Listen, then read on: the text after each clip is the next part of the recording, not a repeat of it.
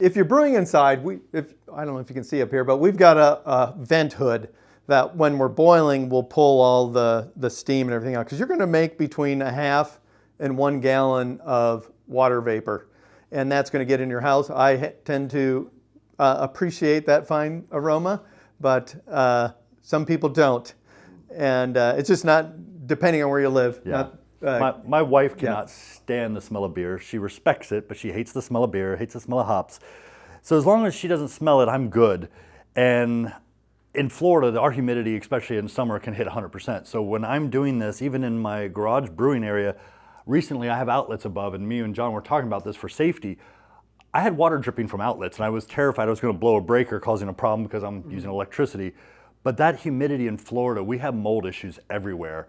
And the steam condenser has really greatly reduced my concern for the mold because it leaves everything moist. I have a giant dehumidifier running.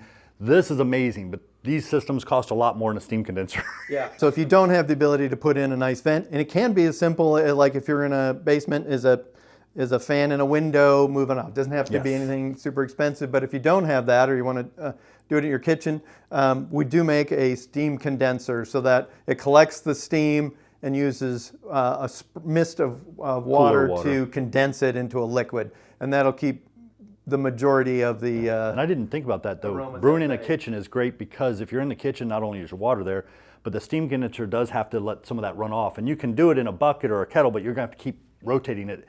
Otherwise, if you're brewing in the kitchen, you just let it drain right to your sink if you're brewing on the sink. And in general, for batches this size, a kitchen vent fan usually isn't sufficient.